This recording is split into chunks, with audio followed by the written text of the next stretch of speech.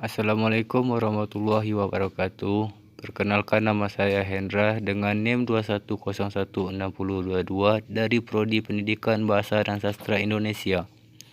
Pada kesempatan kali ini saya akan menjelaskan video pembelajaran teori pembelajaran bahasa Indonesia untuk memenuhi tugas teori pembelajaran bahasa Indonesia dengan dosen Ibu Yulianti Rashid, SPD, MPD.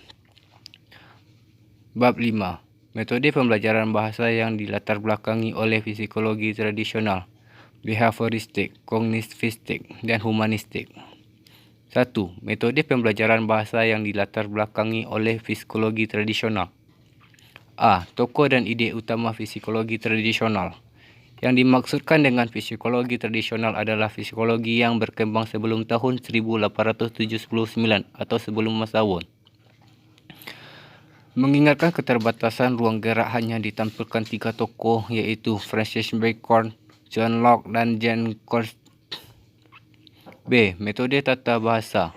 Metode tata bahasa dan terjemahannya adalah metode yang digunakan untuk memahami aturan-aturan tata bahasa dan kosakata dalam pemerolehan bahasa kedua dengan bantuan bahasa pertama yang telah dikuasai.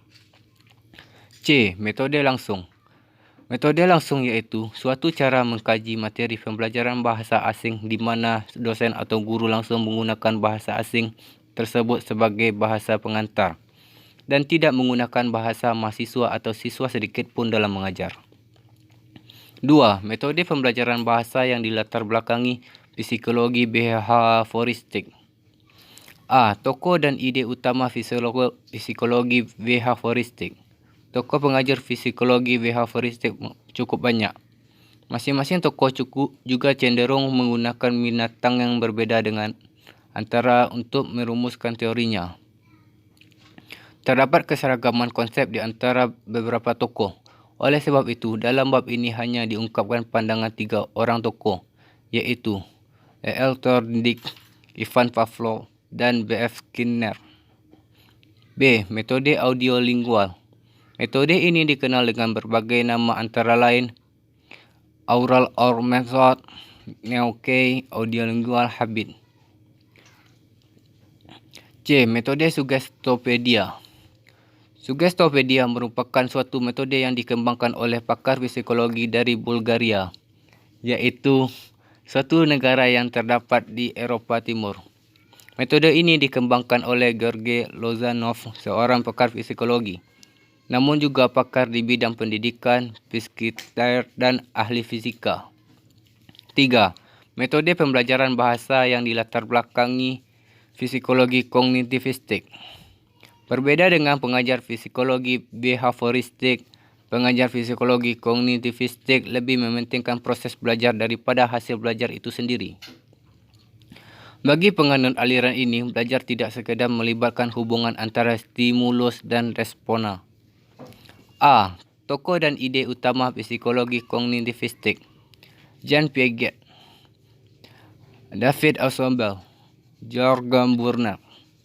B. Metode alamiah. Metode alamiah ini berbeda dari metode langsung. Perbedaan itu terutama terletak pada pandangan para pengajar metode alamiah yang tidak menyetujui penggunaan menolong guru, pengulangan langsung serta tanya jawab langsung. Di samping itu, pengajar metode alamiah cenderung berorientasi pada pengajar berdasarkan pemahaman, artinya tidak menuntut siswa mewujudkan kemampuan produktif. Sebelum guru meyakinkan bahawa siswa memiliki kemampuan pemahaman yang memadai. C. Metode kompetensi komunikatif. Pada metode ini diangkat dari dikotomi Chomsky 1969 yang membedakan komponen bahasa menjadi 2 bagian, iaitu kompetensi dan reformasi atau ujukan perbuatan. Com dan Walsh, Hamies dan Buni dalam Omagi 1986 mengemukakan bahawa kompetensi komunikatif meliputi A. Kompetensi gramatikal, kompetensi sosiolinguistik, C. Kompetensi kewawancaraan, dan kompetensi strategi. 4. Metode pembelajaran bahasa yang dilatar belakangi psikologi humanistik. Aliran psikologi yang keempat adalah psikologi humanistik. Bagi penganut teori psikologi ini, proses belajar harus berhulu dan bermuara pada manusia itu sendiri. Dari keempat teori psikologi, teori humanistik inilah yang paling abstrak, yang paling mendekai dunia filsafat daripada dunia pendidikan. Meskipun teori dalam psikologi ini sangat menekankan kepentingannya isi daripada proses belajar. Dalam kenyataannya, teori ini lebih banyak berbicara tentang pendidikan dan proses belajar dalam bentuknya paling ideal. Dengan kata lain, teori ini lebih tertarik pada ide belajar dalam bentuknya yang paling ideal daripada belajar seperti apa adanya, seperti apa yang biasanya kita amati dalam dunia keseharian.